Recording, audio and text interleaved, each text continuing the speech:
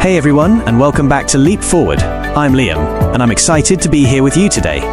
And I'm Maya. We're all about helping you take those leaps in your English journey. And today, we're tackling a big one: the fear of speaking. Absolutely, Maya. It's something we hear about all the time. You can understand English, you can read it, maybe even write it. But when it comes to opening your mouth and speaking, that's where the wall goes up. Exactly. It's like there's this invisible barrier that stops you from expressing yourself. You might worry about making mistakes, sounding silly, or not being understood. And those worries are totally valid. It takes courage to put yourself out there, especially when you're learning something new. But that fear, if we let it, can really hold us back from making progress. Oh, definitely. I remember when I first started learning English, the thought of speaking to a native speaker terrified me. My palms would sweat, my heart would race. It was intense. I can relate. It feels like all eyes are on you, and any mistake is going to be magnified. But the truth is, most people are actually really supportive and understanding when you're learning a language. That's so true. And think about it, Liam, we've all been beginners at something. We know what it's like to stumble and make mistakes.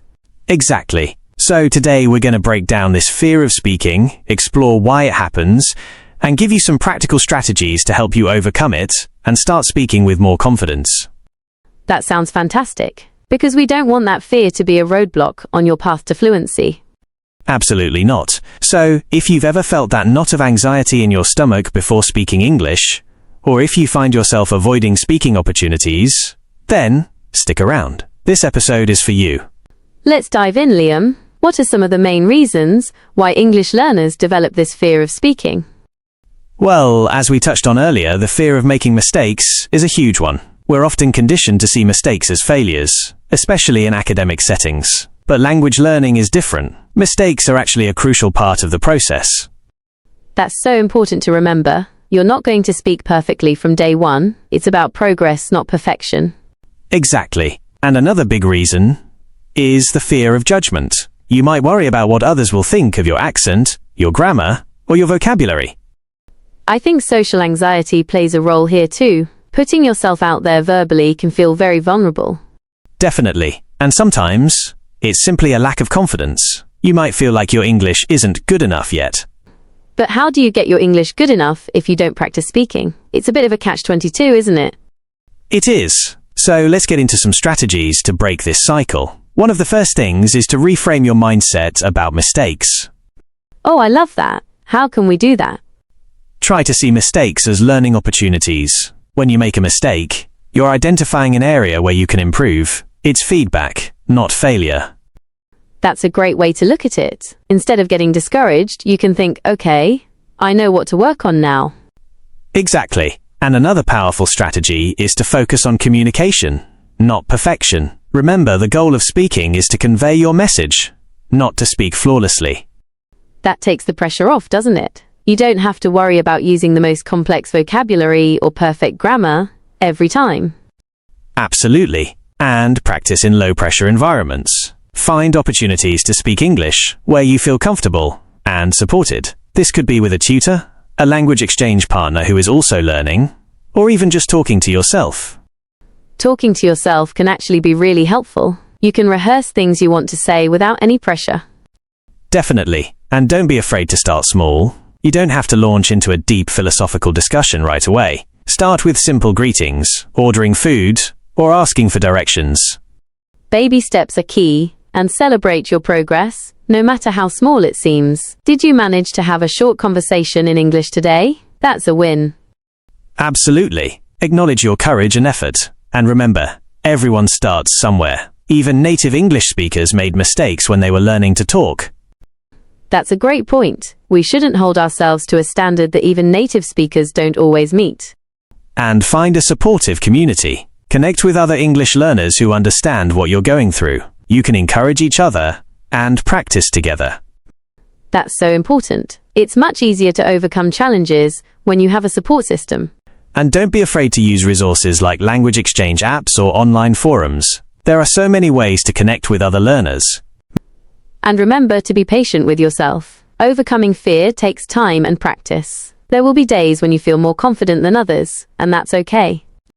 Absolutely. It's a journey, not a race. And the more you practice, the more comfortable and confident you'll become. So, what's the key takeaway here, Liam? The key takeaway is to acknowledge your fear, but don't let it control you. Reframe your mindset, focus on communication, practice consistently in supportive environments, and celebrate your progress. And remember that every time you speak, you're taking a leap forward in your English journey. Exactly. And we want to hear from you. What are some of your biggest fears about speaking English? And what strategies have you found helpful? Share your thoughts in the comments. And as always, we have a fantastic PDF guide for this episode with extra tips and exercises to help you conquer your fear of speaking. And now, let's hand it over to Charlotte for today's vocabulary breakdown. This is an excellent and practical vocabulary segment. Charlotte, vocabulary segment. Hi everyone, today we're focusing on some key phrases related to overcoming fear and building confidence when speaking English. These phrases can help you navigate those moments of anxiety and keep the conversation flowing. I'm a little nervous, but I'm going to try my best. Explanation. This phrase is great for acknowledging your nervousness up front. It shows vulnerability but also your willingness to participate. Example. Hi everyone, thanks for having me. I'm a little nervous, but I'm going to try my best to share my thoughts on this topic. Bear with me, I'm still learning. Explanation. This is a polite way to ask for patience and understanding if you make mistakes. Example. So, about the project, bear with me, I'm still learning some of the technical terms in English. Could you slow down a little, please? Explanation. Don't be afraid to ask people to speak at a pace you can understand. This helps reduce the feeling of being overwhelmed. Example. Excuse me, could you slow down a little, please? My listening comprehension is still improving. Could you repeat that, please? Explanation. It's perfectly okay to ask for clarification. It's better to understand correctly than to pretend you do and risk misunderstanding. Example. I'm sorry, could you repeat that please? I want to make sure I understood you correctly. Let me think about that for a moment. Explanation. This phrase buys you time when you need to formulate your thoughts. It prevents you from feeling pressured to respond immediately. Example. That's an interesting question. Let me think about that for a moment before I answer. I'm not sure how to say this, but... Explanation. This phrase helps you start speaking even when you're unsure of the exact words. It signals that you're working through your thoughts. Example. I'm not sure how to say this exactly, but I think the main point is, thanks for your patience. Explanation. A polite way to acknowledge that you might be taking a little longer to express yourself. Example. So, to summarize my point, thanks for your patience while I explain that. I appreciate you helping me with that word/phrase. Explanation. Shows gratitude when someone corrects you or offers assistance. This can make you feel more comfortable making mistakes in the future. Example. Oh, you're right. Opportunity is the better word. I appreciate you helping me with that. Every time I speak, I'm getting more confident. Explanation. This is a positive affirmation you can use to encourage yourself. It reinforces the idea that practice makes progress. Example. To yourself, or even aloud.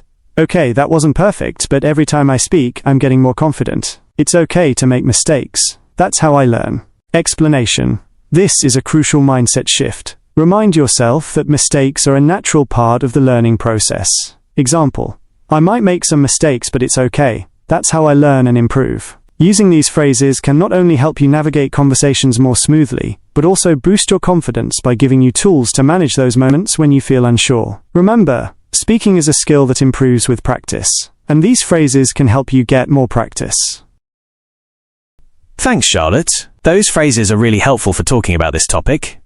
And that brings us to the end of another episode. Remember, you've got this. Don't let fear hold you back from speaking English. Keep leaping forward and we'll catch you in the next episode.